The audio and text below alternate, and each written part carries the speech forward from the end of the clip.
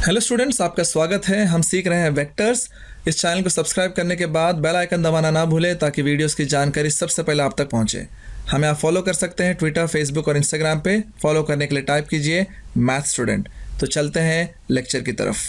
हम शुरू करेंगे क्वेश्चन नंबर 7 से। क्वेश्चन नंबर शुरू करने से पहले बता दूं, इसके पहले जो क्वेश्चंस किए हैं और जो थियोरम्स किए हैं उन सारे वीडियोस के लिंक आपको इस वीडियो के नीचे डिस्क्रिप्शन में मिल जाएंगे। आप उसको गो थ्रू कर सकते हैं। ठीक है, क्वेश्चन नंबर 7 से स्टार्ट करते हैं। 7 कहता है कि prove that a quadrilateral is a parallelogram if and only if its diagonals are bisecting each other. Now सबसे पहले हमको समझना है, जब भी हमको क्वेश्चन में इफ एंड ओनली इफ दिया रहेगा तो हमको क्वेश्चन को दो पार्ट्स में डिवाइड कर देना है। एक पार्ट जो इफ एंड ओनली इफ के पहले है, यानी कि मान लो यहाँ से लेके यहाँ तक, और दूसरा पार्ट जो इफ एंड ओनली इफ के बाद में है। अच्छा, इफ यहाँ पर रह गया, मैं ये इफ एंड ओनली इफ को यहाँ से बना देता। ठीक है, ये इफ एंड ओनली इफ। और दूसरा पार्ट है it's diagonals bisect each other.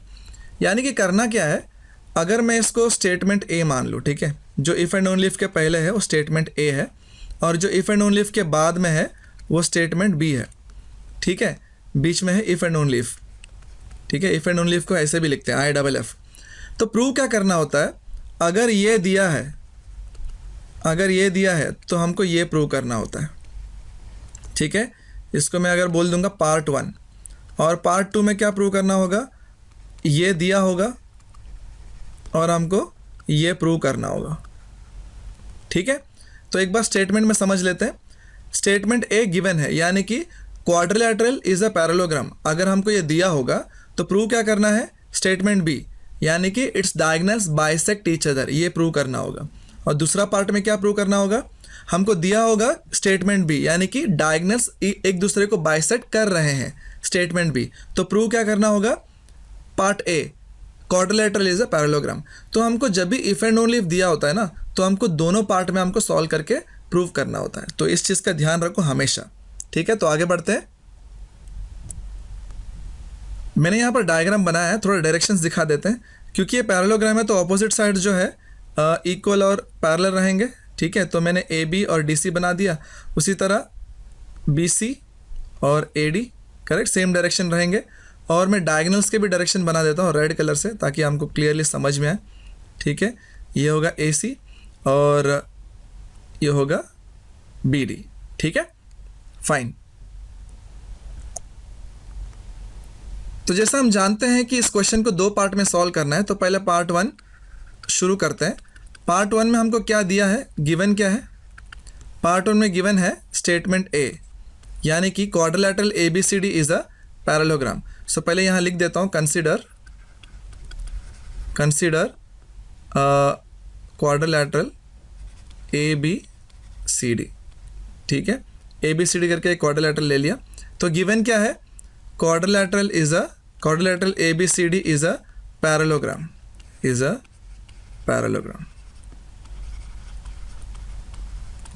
ठीक है, और हमको प्रूव क्या करना है।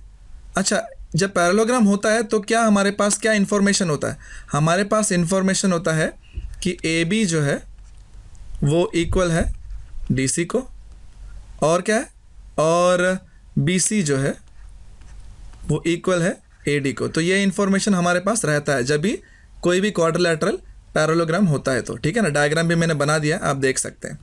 और हमको प्रूव क्या करना है, टू प्रूव हमको प्रूव करना है कि डायगोनल्स जो है एक दूसरे को बाइसेक्ट कर रहे हैं, यानी कि उनका पॉइंट ऑफ इंटरसेक्शन जो भी होगा वो दोनों का मिड पॉइंट होगा। अगर मान लो E जो है इनका पॉइंट ऑफ इंटरसेक्शन है, तो E जो है AC का भी मिड पॉइंट होगा और BD का भी मिड पॉइंट होगा। ये हमको प्रूव करना है, यानी कि A + C/2 मिड पॉइंट ऐसे लिखते हैं ना, तो इन AC का जो मिड पॉइंट है वही BD का भी मिड पॉइंट होगा, B + D/2। तो ये हमको प्रूव करना है। ठीक है, यहाँ लिख देता हूँ, ये हमको गिवन है। गिवन कैसे मालूम पड़ा, क्योंकि वो पैरेललोग्राम है। और हमको प्रूव करना है कि A + C/2 = B + D/2, यानी कि डायगोनल्स जो है एक दूसरे को बाइसेक्ट कर रहे हैं। बाइसेक्ट करने का मतलब दोनों का मिड पॉइंट सेम है। तो ये रहा AC का मिड पॉइंट, ये रहा BD का मिड पॉइंट, है ना। मिड पॉइंट फॉर्मूला से यही सीखे थे। तो चलो सेट हो गया है पार्ट 1, शुरू करते हैं प्रूव करना। थोड़ा नीचे चलते हैं, ठीक है। फाइन। जब हमारे पास ये गिवन है, मैं ब्लू पेन से सॉल्व कर लेता हूँ। जब हमारे पास ये गिवन है, इन दोनों में से किसी एक को कंसिडर कर लेता हूँ। ओके, यहाँ लिख देता हूँ वी हैव, मैं पहला वाला ले लेता हूँ, we have A B equals to D C. अब हमको पता है कि ए बी को हम कैसे लिख सकते हैं, बी माइनस ए, करेक्ट है। और डी सी को कैसे लिख सकते हैं, सी माइनस डी, करेक्ट ना। अब इसमें से देखो क्या कर सकता हूँ मैं, इसमें से मैं डी को इस तरफ ऐड कर दिया और ए को इस तरफ ऐड कर दिया, ऐसे कर सकता हूँ, है ना। और दोनों तरफ डिवाइड कर दो 2 से, divide by 2 on both sides, तो ये क्या हो जाएगा, b plus d by 2 equals to c plus a by 2। अच्छा, थोड़ा नीचे चलते हैं। अब इसका मतलब क्या हुआ, बाय मिड पॉइंट फॉर्मूला ये क्या हो गया, it is mid point of B D, correct ना, बी डी का मिड पॉइंट है। और इससे क्या मालूम पड़ा, ये तो मिड पॉइंट है, किसका मिड पॉइंट है, मिड पॉइंट ऑफ ए सी। कैसे मालूम पड़ा, बाय मिड पॉइंट फॉर्मूला, ठीक है। अब जब मिड पॉइंट फॉर्मूला से हमको पता चला है कि इसका मिड पॉइंट यानी कि बी डी का मिड पॉइंट और ए सी का मिड पॉइंट सेम है, इसका मतलब क्या हुआ, वो दोनों बाइसेक्ट कर रहे हैं एक दूसरे को, है ना। So therefore A C and B D bisect each other. अब ए सी और बी डी क्या है, डायगनल्स है ना। So therefore diagonals bisect each other, correct. हमने शुरू कहाँ से किया, हमने शुरू किया कि क्वाड्रिलेटरल ABCD जो है वो पैरेललोग्राम है, और हमने प्रूव कर दिया कि डायगनल्स एक दूसरे को बाइसेक्ट कर रहे हैं। यानी कि हमारा जो पार्ट वन है वो अभी सक्सेसफुली प्रूव हो चुका है। अब चलते हैं पार्ट 2 के पास ना। ये ध्यान रखें, मैंने बहुत सारे लोगों का देखा है वीडियो, वो ऐसे दोनों पार्ट प्रूव नहीं कर रहे। मुझे समझ नहीं आया क्यों नहीं प्रूव कर रहे हैं, लेकिन हमको दोनों पार्ट प्रूव करना होता है जब हमको इफ एंड ओनली इफ दिया होता है, ठीक है। चलते हैं पार्ट 2 के पास, नीचे चलते हैं। पार्ट 2 का पहले स्टेटमेंट लिख लेते हैं क्या करना है, ठीक है। Let's go down a bit. Okay, red pen से लिख देता हूँ पार्ट 2। अब पार्ट 2 क्या है, पार्ट 2 आपको गिवन क्या है, गिवन है कि डायगनल्स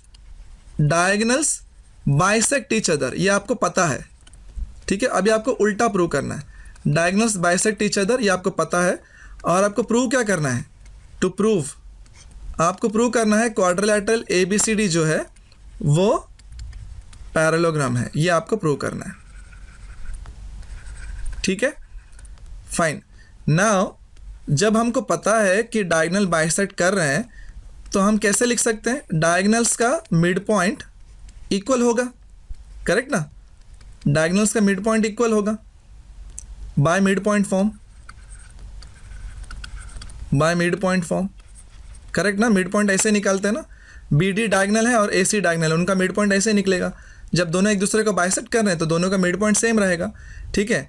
अब ब्लू पेन ले लेता हूँ सॉल्व करने के लिए, ठीक है। यहाँ से 2 और यहाँ से 2 दोनों कैंसिल कर दो, तो ये क्या आएगा, b प्लस डी, और ये होगा a प्लस सी, ठीक है। अब इसको थोड़ा सा रीअरेंज कर लो। कैसे रीअरेंज करेंगे, a को यहाँ पर आप सब्ट्रैक्ट कर लो, क्या हो जाएगा, b माइनस ए, और यहाँ पर d को सब्ट्रैक्ट कर लो, ठीक है, c माइनस डी। अब यहाँ से क्या मिल जाएगा, देखो यहाँ से मिल जाएगा A B, correct, b minus A B होता है, और यहाँ पर सी माइनस डी जो होता है डी सी होता है। अब इससे क्या मिल गया, ए बी वेक्टर जो है सी डी से इक्वल है। अब देख लो ए डी, यहाँ पर ये देखो ए डी, करेक्ट, ये है ए डी। हमको क्या प्रूव किया हमने,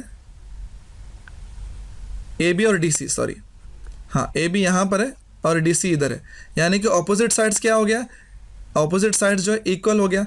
अब ये वेक्टर इक्वल हो गया, इसका मतलब क्या है, वो पैरेलल है, A B is parallel to D C, ठीक है। इसको ले लो 1, ठीक है।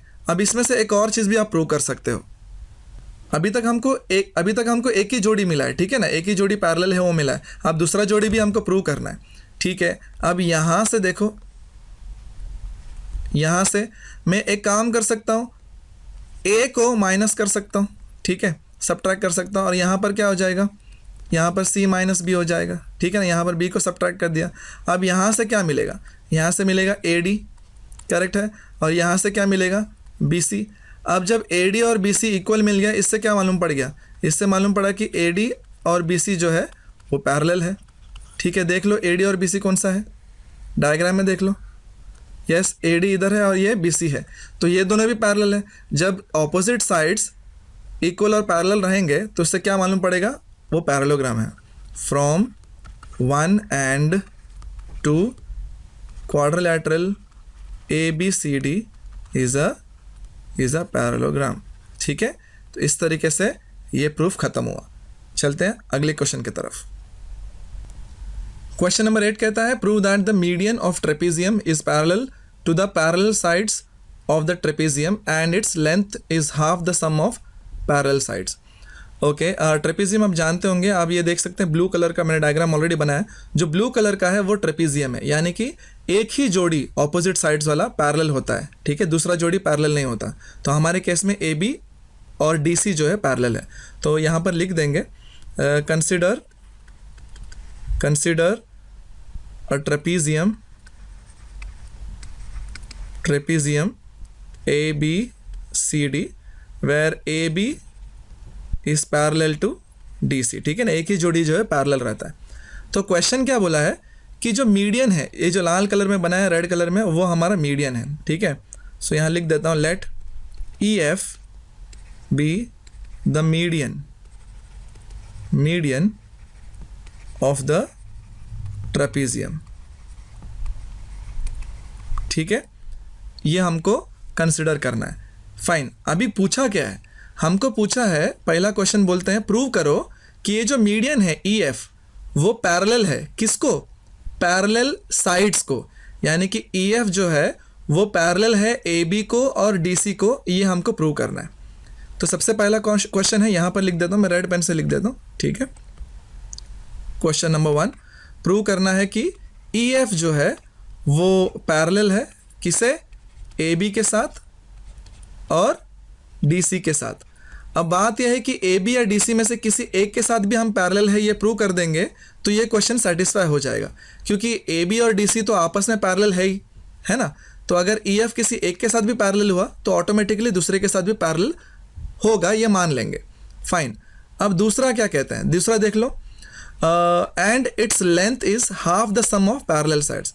कहते हैं कि इसका जो लेंथ है EF का वो हाफ है किसका, सम ऑफ पैरेलल साइड्स। अभी जो पैरेलल साइड्स है AB और DC, कहते हैं कि उनके लेंथ्स को ऐड करने के बाद जब आप उसका हाफ करोगे, आधा करोगे, तो EF का लेंथ मिलेगा। ये भी हमको प्रूव करना है, ठीक है। तो क्वेश्चन ये है, समझ लो सही से, ठीक है। आगे बढ़ते हैं फिर प्रूफ की तरफ, थोड़ा नीचे चलते हैं, ठीक है। अब जब बोला है कि EF जो है मीडियन है, तो ये जो E है वो क्या होगा, वो मिड पॉइंट होगा A और D का। तो मिड पॉइंट फॉर्मूला से E कैसे लिख सकते हैं, vector E will be A plus D upon 2। याद रहे ये इसके पोजीशन वेक्टर्स होंगे, ठीक है, ये तो हम जानते हैं इसलिए मैंने लिखा नहीं है, और आपको पहले लिखना भी पड़ेगा। Let A bar B bar C bar and D bar be the position vectors of A B C and D, ठीक है, वो सब लिखना पड़ेगा। यहाँ लिख देता हूँ मैं, ठीक है, परेशान होने की ज़रूरत नहीं है।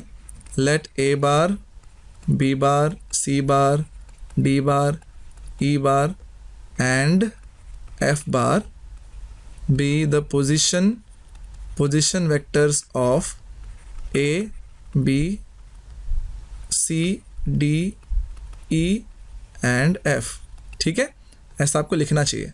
फाइन, तो अभी हमको पता चला है कि E जो है AD का मिड पॉइंट है, तो बाय मिड पॉइंट फॉर्मूला मैं ऐसे लिख सकता हूँ, यहाँ लिख दो बाय मिड पॉइंट फॉर्म,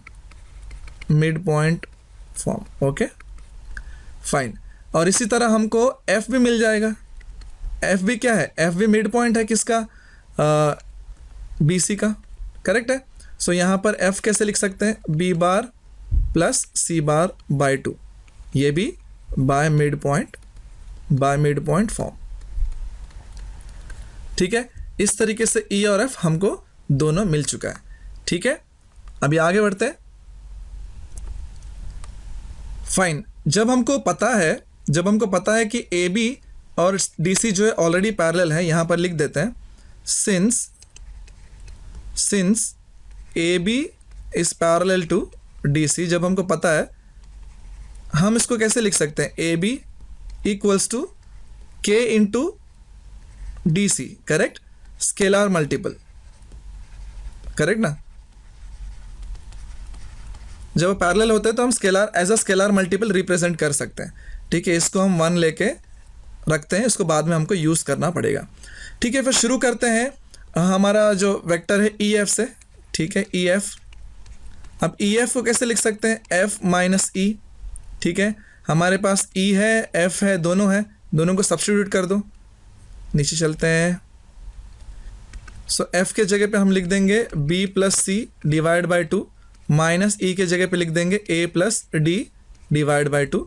अब दोनों का डिनोमिनेटर सेम है तो ऊपर के जो न्यूमरेटर से ऐड हो जाएंगे बी प्लस सी, और ये माइनस जो है दोनों को अप्लाई हो जाएगा, माइनस ए माइनस डी। सो ये क्या हो जाएगा देख लो, इसको मैं बी और ए को जोड़ी बना देता हूँ, ठीक है, और यहाँ पर सी और डी को जोड़ी बना देता हूँ, ठीक है, फाइन। सो अभी इसमें से क्या मिलेगा, b माइनस ए क्या होता है, ए बी हो जाता है, करेक्ट है। c माइनस डी क्या होगा, डी सी हो जाएगा, ठीक है। तो यहाँ से क्या मिला, यहाँ से मिला E F is equals to A B plus D C divide by 2। ना यहाँ पर देखो, हमने यहाँ पर कुछ रिजल्ट निकाल के रखा है कि ए बी क्या है, के इंटू डी सी, तो वो अभी हम अप्लाई कर देंगे, ठीक है।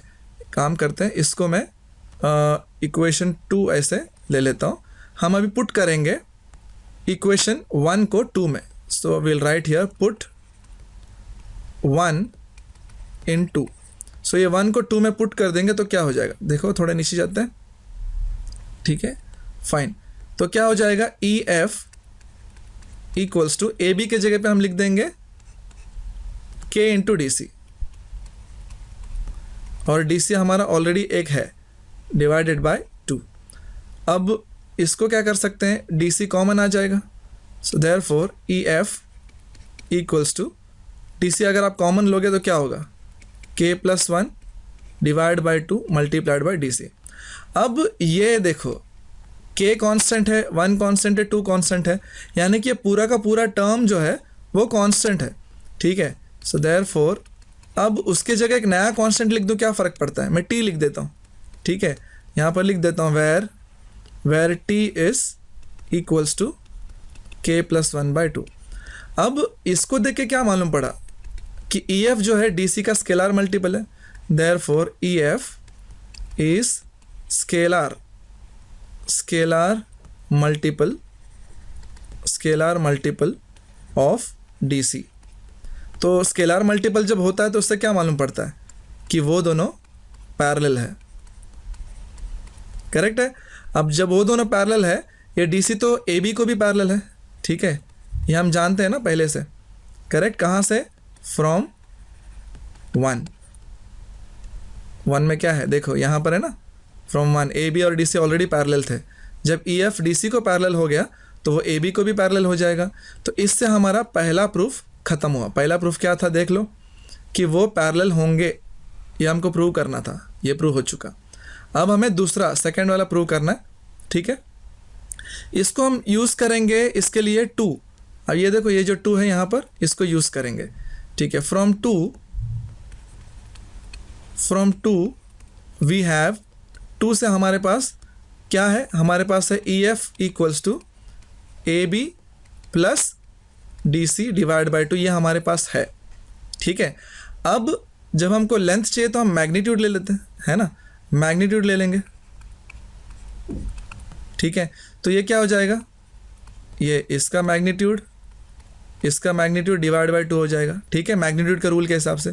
तो इससे क्या मिल जाएगा, ई एफ इक्वल्स टू, है ना, मैग्नीट्यूड ई एफ बार का मैग्नीट्यूड को हम ई एफ लिख सकते हैं, ये हो जाएगा A B plus D C divide by 2।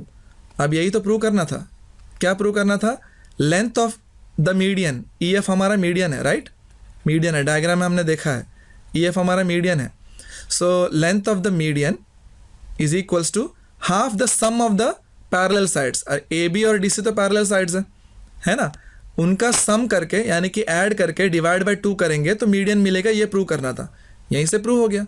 ठीक है, यहाँ पर लिख देता हूँ मैं, अच्छा ऑलरेडी लिखा हुआ है मैंने, ठीक है, यही तो प्रूव करना था, प्रूव हो गया। ठीक है, we are done with the proof, fine. So ये क्वेश्चन इधर ही खत्म होता है, चलते हैं नेक्स्ट क्वेश्चन पे। ये क्वेश्चन कहता है if 2 of the vertices of triangle are A 3 1 4 B -4 5 -3 and centroid of the triangle is G -1 2 1, then find the coordinates of the third vertex C of the triangle. So A हमको दिया है 3 1 4 और B हमको दिया है -4 5 -3 और centroid दिया है -1 2 1। तो सबसे पहले हमको ये डायग्राम मैंने ऑलरेडी बना के रखा है। सेंट्रॉइड यानी कि ट्राइंगल का सेंटर, ठीक है, जिसको उसने G बोला हुआ है। फाइन, A हमको दिया हुआ है 3 1 4 और B हमको दिया हुआ है -4 5 -3। C हमको नहीं दिया हुआ है, सो C को हम x y z मान लेते हैं क्योंकि वही हमको फाइंड करना है, find the coordinates of the third vertex C, correct ना। यानी कि C के लिए हमको x y z की वैल्यूज़ फाइंड करना पड़ेगा और हमको G दिया हुआ है -1 2 और 1। ये काफ़ी आसान सा सवाल है, ठीक है। हम जानते हैं कि सेंट्रॉइड फॉर्मूला हमको क्या सिखाता है, अगर हमको ए बी सी का पोजीशन वेक्टर्स मालूम है तो G बार कैसे मिलेगा, A bar plus B bar plus C bar by 3। तो यही फॉर्मूला हमको यूज़ करना पड़ेगा, ठीक है। फाइन, देन हम यूज़ करते हैं, पहले ब्लू पेन ले लेता हूँ मैं, ठीक है। सबसे पहले हमको दिया हुआ है A 3 1 4, तो उसका पोजीशन वेक्टर क्या होगा 3i plus j plus 4k, ठीक है। वैसे ही B क्या दिया हुआ है, B दिया हुआ है -4 5 -3, सो B बार क्या होगा -4i प्लस 5j -3k, ठीक है। और उसी तरह हमको C बार, पहले तो C लिख लेते, C हमने let C x y z be the third vertex, ठीक है। ये हमको मालूम नहीं है ना, x y z लिया है हमने तो मैंने पहले लिख दिया, ठीक है। और G हमको दिया हुआ है, फुल स्टॉप है, G हमको दिया हुआ है -1 2 1, सो उसका पोजीशन वेक्टर क्या होगा -1i plus 2j plus k, इस तरीके से हो जाएगा, ठीक है। अच्छा ये बताना पड़ेगा ना, position vector, let position vector of this is this, let position vector of B bar is this and let position vector of G is G bar, ठीक है। नीचे चलते हैं।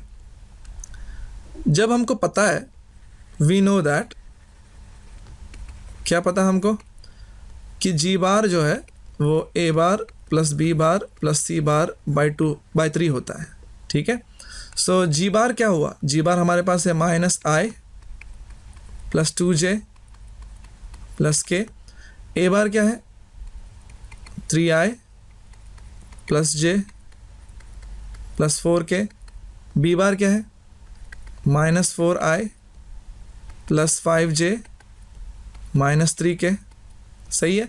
C बार क्या है, C बार हमारा x y z है तो उसको हम x y z ही कंसिडर करेंगे, xi yj plus zk divided by whole divided by 3, ठीक है। सो ये क्या हो जाएगा -i plus 2j plus k equals to, अब ये i जो भी है ऐड कर लो, यहाँ पर है i, यहाँ पर है i और यहाँ पर भी है, ठीक है। सो ये क्या होगा 3i -4 कितना हो गया -1 प्लस x, सो हो गया -1 प्लस x i, j देख लो यहाँ है j और j ऑलरेडी यहाँ पर, ओके। सो ये होगा 1 plus 5 6 plus y, okay, 6 plus y j, k देख लो, k यहाँ पर है और यहाँ पर है और ये रहा k, सो 4 - 3 ये हो जाएगा 1 प्लस z, ओके, सो 1 प्लस z k, ठीक है। और डिनोमिनेटर में 3 है, ये 3 सभी को डिवाइड हो जाएगा ना, इसको भी डिवाइड होगा, इसको भी डिवाइड होगा और इसको भी डिवाइड होगा, ठीक है, मैंने सेपरेट कर दिया। एनीवे फाइन, ये इक्वल है और इक्वल होने का मतलब है कि इसका i और इसका i इक्वल होगा, इसका j और इसका j इक्वल होगा, इसका k और इसका k इक्वल होगा। सो इक्वल कर दो, क्या मिलेगा? देयरफॉर वी गेट क्या मिलेगा? यहाँ से लेफ्ट हैंड साइड से i है -1 है ना, और राइट हैंड साइड में i है -1 + x डिवाइड बाई 3। ठीक है, वैसे ही j को इक्वल करेंगे तो लेफ्ट साइड में 2 है और राइट साइड में 6 + y अपॉन 3। ठीक है, और लेफ्ट साइड में k को इक्वल करेंगे, लेफ्ट साइड में है 1 और राइट साइड में है 1 + z डिवाइड बाई 3। ठीक है, इसे सॉल्व कर देते हैं, क्या होगा ये देख लो, ये होगा -3 = -1 + x। क्या किया? 3 को क्रॉस मल्टीप्लाई कर दिया, तो यहाँ से x क्या मिलेगा? सॉल्व कर लो, ये 1 ऐड कर लो, सो 1 - 3 ये होगा -2। फाइन, यहाँ पर देख लो, ये भी क्रॉस मल्टीप्लाई कर लो, क्या होगा? 6 = 6 + y। सो इसमें से y क्या मिलेगा? y मिलेगा 0। ठीक है, यहाँ पर भी ये क्रॉस मल्टीप्लाई कर लो, क्या होगा? 3 = 1 + z। तो z का वैल्यू क्या मिलेगा? z का वैल्यू मिलेगा 2। सो इस तरीके से x y z मिला है। थोड़ा नीचे चलते हैं। सो हमको देयरफॉर x y z जो हमको चाहिए था वो क्या हो गया? वो है x -2, y है 0, z है 2, और यही हमारा c है, राइट? c हमको यही चाहिए था, x y z। तो इसी के साथ ये क्वेश्चन यहाँ पर ख़त्म हुआ। चलते हैं अगले क्वेश्चन में। क्वेश्चन कहता है in triangle O A B, E is the mid point of O B and D is the point on A B such that A D is to B D B is 2:1। If O D and A intersect at P then determine the ratio O P is to P D using the vector method. Now आपके reference के लिए मैंने diagram already बनाया है, तो थोड़ा समझ लेते हैं। ट्राइंगल है ओ ए बी, जो ब्लू कलर में आपको देख सकते हैं, ट्राइंगल ओ ए बी बनाया मैंने, and E is the mid point of O B. So E जो है मिड पॉइंट है ओ बी का, सो ओ ई और ई बी इक्वल होना चाहिए। ठीक है ना। सो अगर ई का पोजीशन वेक्टर हुआ E bar, so by mid point formula E bar क्या होना चाहिए? ई बार होना चाहिए O bar plus B bar upon 2 by mid point formula, right? अगर मैं मान लूँ कि ये ए बार है और ये बी बार है और ये ओ बार है, करेक्ट ना। और एक और चीज़ क्या दिया है, D is the point on A B such that A D is to D B, यानी कि A D is to D B जो है 2:1 रेशियो में कट रहा है ना। सो ये जो डी है जिसको हम डी बार बोलेंगे, बाय इंटरनल सेक्शन फॉर्मूला क्या होगा? Internal section formula m into B bar plus n into A bar, right? हमारा m और n क्या हो जाएगा? ये m हो जाएगा और ये n हो जाएगा, ठीक है। So m into B bar plus n into A bar upon m plus n, जो कि 2 + 1 3 हो जाएगा, ठीक है। सो डी बार हमारे पास होगा, ई बार हमारे पास होगा। आगे देखते हैं, if O D and A E intersect at P. आप देख सकते हैं मैंने ओ डी और ए ई बना दिया है, ज्वाइन कर दिया है, वो दोनों एक जगह इंटरसेक्ट हो रहे हैं। कौन सा पॉइंट है वो? उसका नाम है पी, ठीक है। इसको भी मैं स्मॉल पी बार ऐसे पोजीशन वेक्टर ले लेता हूँ, ठीक है। Now then determine the ratio O P is to P D using vector method, यानी कि ये जो ओ पी और पी डी है ये रेशियो हमको चाहिए, ये रेशियो हमको मालूम नहीं है। सो जब रेशियो नहीं मालूम होता हम क्या लेते हैं? k:1 लेके चलते हैं, है ना। तो यहाँ पर भी k:1 लेके चलेंगे। तो ये मैंने अभी तक तुमको डायग्राम में लिख कर समझाया, अभी उसको प्रॉपरली लिखेंगे, ठीक है। स्टार्ट करते हैं। पहले तो सबका पोजीशन वेक्टर हमको बताना पड़ेगा, ठीक है। लेट ए बार बी बार सी बार सी नहीं है ना, ओ है, ए बार बी बार ओ बार, ठीक है, D bar E bar and P bar be the position vectors of A B O D E and P. Sorry, P capital होना चाहिए, पी, फाइन। एंड हमको क्या दिया हुआ है कि ई जो है मिड पॉइंट है, since E is mid point of O B, we get E bar equals to O bar plus B bar by 2। कैसे मिला ये? By mid point form, by mid point form. ठीक है, नीचे चलते हैं। अब डी के बारे में लिख देंगे, since D divides A B internally in the ratio 2:1 we get, हमें डी भी मिल जाएगा। क्या मिलेगा? 2b + a/3। ठीक है, डी हो गया। और हमें क्या चाहिए? और हमको ये रेशियो हमने k:1 लिया है ना, सो ये बताना पड़ेगा। Let p divide OD internally in the ratio k:1। So हमारा मकसद अभी क्या है?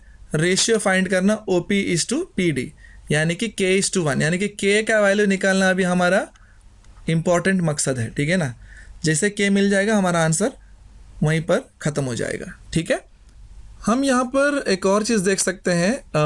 नीचे जाने से पहले P जो है AE को भी डिवाइड कर रहा है, राइट। और ये रेशियो भी हमको मालूम नहीं है, भले हमको नहीं मांगा है वो रेशियो, लेकिन फिर भी हम इसको कंसिडर करके चलेंगे। मान लो AE को P डिवाइड कर रहा है इन द रेशियो में भी k:1 ऑलरेडी लिया है, तो हम इसको m:1 ले लेते हैं। ठीक है, सो यहाँ लिख देता हूँ मैं, let P divide AE internally in the ratio m:1। ठीक है ना। अब बात यह है कि हमको सिर्फ k का वैल्यू चाहिए, हम m का वैल्यू भी ज़रूरत पड़ेगा हमको। ठीक है, तो फाइन देन। तो सबसे पहले हम p का कोऑर्डिनेट्स निकाल लेते हैं, या फिर p का वेक्टर निकाल लेते हैं। ठीक है, जैसे हमको बताया गया है कि P जो है OD को डिवाइड कर रहा है in the ratio k:1, so P bar क्या होना चाहिए? P बार होना चाहिए O bar plus KD bar upon k+1। Correct है, फाइन। और जैसे हमको ये भी मालूम है कि P जो है AE को डिवाइड कर रहा है इन द रेशियो m:1, तो यहाँ से हमको P बार क्या मिलेगा? यहाँ से मिलेगा A bar plus ME bar upon m+1। ठीक है, इस तरीके से मिलेगा। इसे हम ले लेते हैं 2। ये दोनों भी कैसे मिला? By internal section formula. Internal section formula. ठीक है, अब बात क्या है कि ये दोनों भी P है ना, 1 and 2 both are equal, 1 is equal to 2, दोनों भी P है ना, तो दोनों को इक्वेट कर दो। नीचे चलते हैं, दोनों को इक्वेट कर दो। क्या हो जाएगा? ये वाला लिख दो इधर, O bar plus KD bar upon k+1 equals to ये वाला क्या होगा? A bar plus ME bar upon m+1। So दोनों इक्वेट कर दिया। और ये जो D है और ये जो E है, हमारे पास ऑलरेडी इनके वैल्यूज़ यहाँ से मिल जाएंगे। ये देखो, ये मिला है ना, यहाँ पर E है और यहाँ पर हमारे पास D है। ये लिख देंगे। E क्या है? O + B/2। ठीक है, तो E के जगह पे मैं ये लिख देता हूँ। क्या लिख देता हूँ? O + B/2। और डिनोमिनेटर में है हमारे पास m+1। उसी तरह D क्या है देख लो, D है 2B + A/3। करेक्ट, यहाँ पर है 2B + A/3। सो वो भी लिख देता हूँ, K × 2B + A/3 divided by k+1। Fine, इसको सॉल्व कर देते हैं। क्या हो जाएगा? क्रॉस मल्टीप्लाई हो जाएगा 3 O के साथ, तो ये होगा 3O plus 2KB plus KA। Correct ना, K अंदर मल्टीप्लाई हो जाएगा और डिनोमिनेटर में 3 × k+1। यहाँ पर देख लो, ये 2 क्रॉस मल्टीप्लाई हो जाएगा 2A, और ये M अंदर मल्टीप्लाई हो जाएगा MO plus MB upon 2 × m+1। इस तरीके से हो जाएगा। नाउ अभी हम क्या करेंगे, ये जो डिनोमिनेटर्स है ये सबको बांट देंगे, ठीक है। सो जब इसको बांटेंगे तो ये क्या होगा, 3/3k+1 ओ बार 2k/3k+1 बी बार k/3k+1 ए बार, ठीक है। बिल्कुल इसी तरह ये राइट हैंड साइड में ही बांट देंगे, क्या होगा 2 into m+1 A bar plus m 2 into m+1 O bar plus m/2 into m+1 B bar, ठीक है। अब क्या करना है, दोनों तरफ ए बी और ओ है, राइट ना, और ये इक्वल भी है, तो जो यहाँ पर ओ है और जो यहाँ पर ओ है वो दोनों इक्वल हो जाएंगे। तो उससे क्या होगा, we get 3/3 into k+1 equals to, उस तरफ ओ क्या है, यहाँ पर देख लो m/2 into m+1, करेक्ट। इसमें से ये मिले, इसको मैं कोई नंबरिंग पहले दिया हुआ है क्या, हाँ 1 2 और दिया हुआ है, ठीक है 3 ले लेते हैं, 3। बिल्कुल उसी तरह b को इक्वल कर दो, b इधर है और यहाँ पर है देखो b, ठीक है। तो क्या हो जाएगा 2k/3 into k+1 equals to m/2 into m+1, ठीक है। इसको ले लो 4, फाइन। नीचे चले लेते हैं, a को इक्वल कर दो, यहाँ पर है a और यहाँ पर है a, तो क्या हो जाएगा k/3 into k+1 equals to, वहाँ पर a क्या है 2/2 into m+1, करेक्ट है। तो ये हो जाएगा 5, करेक्ट, एम आई राइट, फाइन। अब क्या करेंगे, इनको आपस में डिवाइड करेंगे, ठीक है। यानी कि ये जो इक्वेशन 3 है इसको हम 4 से डिवाइड करेंगे, ठीक है। सो डिवाइड 3/4, तो देखो क्या मिलेगा, 3 क्या है, 3 है 3/3 into k+1 और equals to m/2 into m+1, ठीक है। ये राइट हैंड साइड और लेफ्ट हैंड साइड आपस में डिवाइड हो जाएंगे। सो ये हो गया 3 की बारी ना, ये 3 है, करेक्ट। 4 में क्या है देख लो, 2k/3 into k+1, correct, left side में हुआ है। राइट साइड में देख लो m/2 into m+1, ठीक है ना। अब जब डिवाइड करेंगे देखो ये m और m कैंसिल हो गया, m+1 कैंसिल हो गया, 2 और 2 कैंसिल हो गया। यहाँ पर देख लो k+1 और k+1 कैंसिल हो गया, तो और कुछ कैंसिल हो रहा है, हाँ 3 और 3 कैंसिल हो रहा है। तो क्या बच रहा है देख लो, हमारे पास बच रहा है 1/, ये तो पूरा ही चला गया ना, 1/, और इधर 2/3 बचा है और यहाँ पर 1 बचा है और यहाँ पर k भी बचा है ना, k भी है, ठीक है। सो अब ये क्या हो जाएगा, इसमें से क्या मिलेगा, इसमें से 3/2k इक्वल्स टू 1 मिलेगा और इसमें से क्या हो गया, 3 इक्वल्स टू 2k हो गया और इसमें से k का वैल्यू मिलेगा 3/2, ठीक है। हमको k का वैल्यू चाहिए था ना, किधर गया, यस यहाँ पर k का वैल्यू चाहिए था, मिल गया, ठीक है ना। क्या मिला है 3/2। So therefore P divides OD in the ratio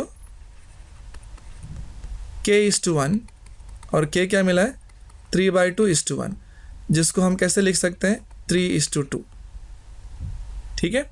so finally हमको जो रेशियो मिला है वापस लिख देता हूँ, therefore P divides OD in the ratio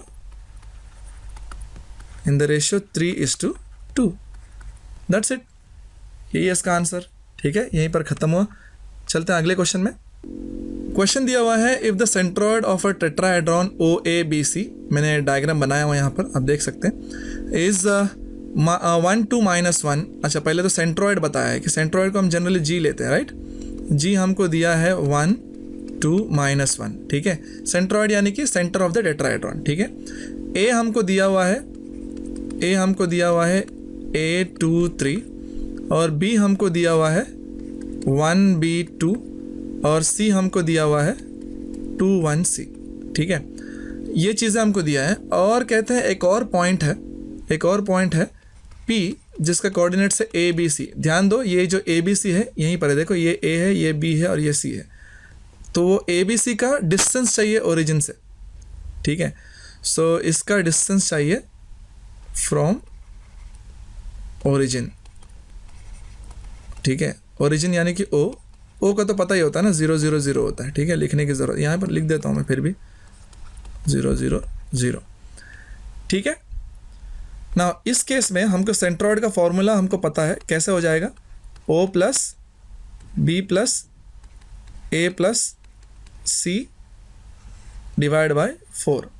so vector में कन्वर्ट करके भी सॉल्व कर सकते हैं, यानी सबका पोजीशन वेक्टर निकालना पड़ेगा, यानी कि G bar, A bar, B bar, C बार और O बार, या फिर हम डायरेक्टली भी कर सकते हैं, ठीक है।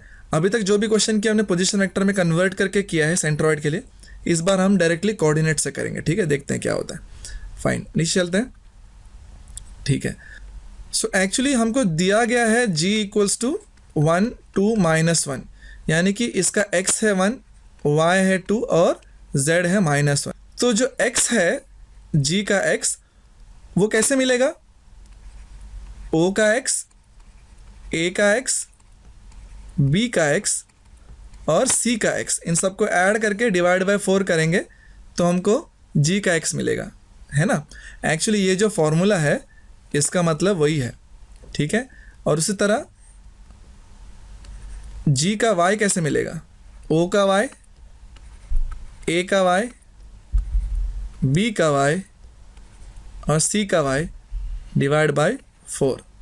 उसी तरह G का z, O का z, A का z, B का z और C का z, इनको हम ऐड करके / 4 करेंगे तो हमको G का z मिल जाएगा। बेसिकली जो हम वेक्टर में करते हैं, है ना, वेक्टर फॉर्म में कन्वर्ट करके जो सॉल्व करते हैं, हम डायरेक्टली भी ऐसे कर सकते हैं, ठीक है। फाइन देन, तो एक एक करके फाइंड करते हैं। पहले XG क्या है, यानी कि G का x है 1, ये हम जानते हैं। O का x क्या है, ओरिजिन का x, ये तो 0 है। A का x क्या है, देख लो, A का x है A, ओके।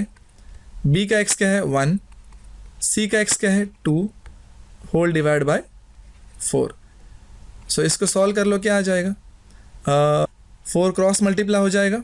सो 4 = ये देख लो राइट साइड में 0 को छोड़ दो तो ऐड होगा तो कुछ फ़र्क भी नहीं पड़ेगा, A + 1 + 2 3। सो इससे हमको A क्या मिल गया, A मिल गया 1, ठीक है। थोड़ा आसान लग रहा है ना। फाइन, वैसे ही YG देखो, यानी कि G का y क्या है 2 है, देख लो यहाँ पर 2 है ना।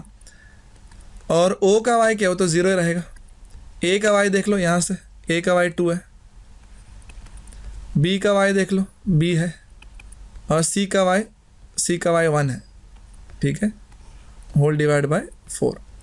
अब ये क्रॉस मल्टीप्लाई कर लो, 4 2 8 हो जाएगा, 0 छोड़ ही दो, और 2 + 1 3 और ये 3 + B हो जाएगा। सो यहाँ से B का मिल गया, B मिल गया 5, ठीक है। थोड़ा और नीचे चले जाते हैं। G का Z देखो यहाँ पर क्या है, -1। सो कैसे मिलेगा, O का Z, वो तो 0 है। A का Z क्या है भाई, A का Z देख लो 3 है। और B का Z क्या है, B का Z शायद 2 है, यस 2 है, B का Z 2 है। और C का Z C है, / 4। सो क्रॉस मल्टीप्लाई कर लो -1 के साथ, तो इससे क्या मिलेगा, -4 = 3 + 2 5 और 5 + C। सो इससे हमको C क्या मिल जाएगा, C मिल जाएगा -9। सो इस तरीके से हमको A, B और C तीनों ही मिल चुका है। तो जब A, B, C मिल गया है, यानी कि हमको P का पॉइंट मिल गया, ठीक है। सो देयरफॉर P क्या हो जाएगा, ए बी सी जिसको हमने सॉल्व किया और क्या मिल गया, ए मिला है 1, बी मिला है 5, सी मिला है -9। अब इसका डिस्टेंस फ्रॉम ओरिजिन, ठीक है, नीचे चलते हैं। इस P का डिस्टेंस फ्रॉम ओरिजिन यानी कि OP चाहिए, ठीक है। OP कैसे मिलेगा, डिस्टेंस फार्मूला तो आता ही है हमको, ठीक है। O का x क्या है 0 माइनस P का x 1 है, O का y 0, P का y 5 है, O का z 0, P का z -9, तो ये +9 हो जाएगा, ठीक है ना। डिस्टेंस फार्मूला यहाँ लिख देता हूँ, बाय डिस्टेंस फार्मूला, ठीक है। अब ये क्या हो जाएगा देख लो, 0 - 1 -1 का स्क्वायर 1, 0 - 5 -5 का स्क्वायर 25, 0 + 9 9 का स्क्वायर 81। कितना हो गया ये टोटल, ये हो जाएगा 106 107। सो OP जो है 107 यूनिट्स, ठीक है। डिस्टेंस चाहिए था इसलिए मैंने उसका यूनिट्स भी लिख दिया। फाइन, तो ये रहा तुम्हारा क्वेश्चन नंबर 11। चलते हैं क्वेश्चन नंबर 12 पे। क्वेश्चन नंबर 12 कहता है find the centroid of the tetrahedron with vertices K L M N। उनके कोऑर्डिनेट्स भी दिए हैं, ठीक है ना। K दिया हुआ है 5 -7 0, L दिया हुआ है 1 5 3, M दिया हुआ है 4 -6 3 और N दिया हुआ है 6 -4 2। और इसका सेंट्रॉइड हमको फाइंड करना है। ये काफ़ी स्ट्रेट फॉरवर्ड क्वेश्चन है, ठीक है। फाइंड, लेट अस फाइंड क्या है सेंट्रॉइड का फॉर्मूला क्या है। अगर G हमारा सेंट्रॉइड है, इसको हम x y z मान लेते हैं, ठीक है। Let G x y z be the centroid, ठीक है, सेंट्रॉइड। ना G क्या हो जाएगा, हम जानते हैं right, G is equals to x y z equals to, हम वेक्टर से भी कर सकते हैं, डायरेक्टली कोऑर्डिनेट्स यूज़ करके भी कर सकते हैं। थोड़ी देर पहले हमने क्वेश्चन किया था राइट, कैसे करना है, एक्स के का x प्लस एल का x प्लस m का x प्लस n का x डिवाइड बाय 4, इससे x मिलेगा। वैसे ही k का y, l का y, m का y, n का y डिवाइडेड बाय 4। और वैसे z कैसे मिलेगा, k का z, l का z, m का z और n का z डिवाइड बाय 4। सो इस तरीके से हमको सेंट्रॉइड मिल जाएगा, ठीक है। सो फाइन, हमको सारे वैल्यूज़ मालूम है ऑलरेडी, ठीक है। k का x क्या है, यहाँ से देख लो, ये k का x 5 है, 5 प्लस l का x क्या है, l का x 1 है, m का x 4 है और n का x 6 है डिवाइड बाय 4। और k का y -7 है, l का y 5 है, m का y -6 है और n का y -4 है।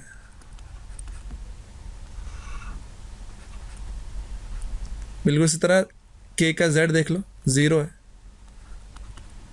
l का z क्या है 3 है, m का z है 3 और n का z है 2 डिवाइड बाय 4। नीचे चले जाते हैं, ठीक है। सारे वैल्यूज हमने सही से पुट कर लिए, ठीक है। क्या हो जाएगा, 5 + 1 6 + 4 10 16/4, ये होगा 16/4। और ये क्या होगा, -7 - 6 -13 -17 5 - 17, ये होगा -12/4।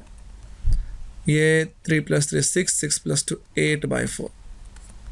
सो डिवाइड कर दो, क्या होगा, 16/4 होगा 4, -12/4 होगा 3 और 8/4 होगा 2। सो इस तरीके से हमको सेंट्रॉइड मिल गया। क्या मिला है, 4 - 3 2। डन, यही है सेंट्रॉइड, दैट्स इट।